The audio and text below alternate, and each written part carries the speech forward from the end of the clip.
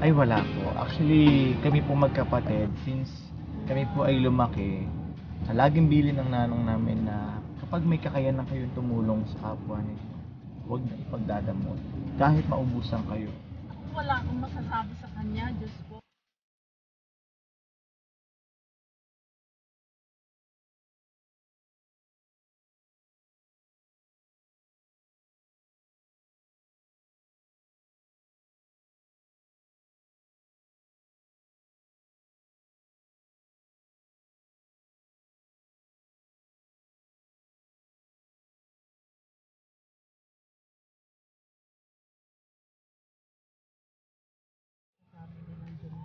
Ayan. Today is my gala day with Tita Samira. Ayan. Tita Samira. Ang kasama ko today. Ayan. Kaya dyan ako. Ingit na naman kayo. This is my, I think, third day here in Dubai. Pero siya po ngayon yung driver. Tourist guider ko po dito. Hello Kuya Sunny Aguilar. Sabi niya mag-video ako. Pero mag-video tayo dahil igagala po tayo ni Tita Samira sa maraming lugar. At Limor, yung sisa mo, tsaka na Worry, don't worry. o baka naman yung sisa mo, pang bar para sa laki ng kanyon, ha? Maliit lang. Maliit lang daw yung sisa. Anyway, oo, naranasan ko yung mag-sisa with our boss when I was a teenager. So, na-experience ko yan, ayun, tayo pupunta doon sa, marami tayong pupuntahan today. Pero ngayon, nag-epit lang ako para makita nyo na sinundo ako ni Tita Samira doon kung saan ako. Kaya, kita-kita tayo.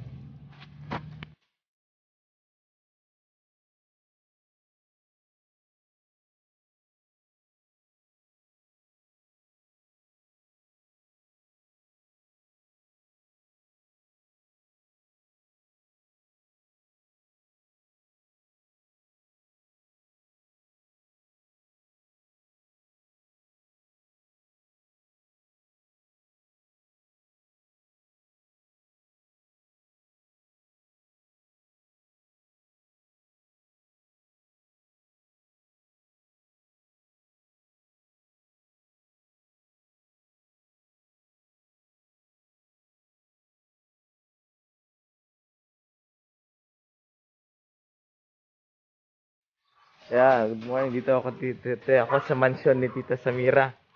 Ayan. Hello. Yeah. Oh, what a beautiful place. You know why? Tita Samira is driving me to going here in their home.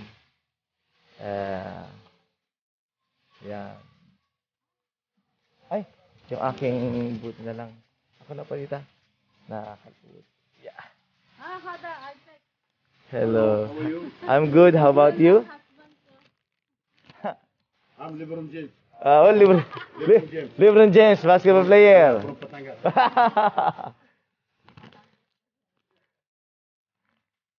So, I met LeBron James from Batangas. And Tita Samira's house here. And here, her mansion. Nandito ako sa kanyang mansion. Talagang, wow, ang ganda naman. Ay, ang hilig niya sa halaman. Ayan, dito tayo sa Jumeirah. Wow. Ito ang sinabi niya sa akin, maliit lang daw yung bahay niya. Abay.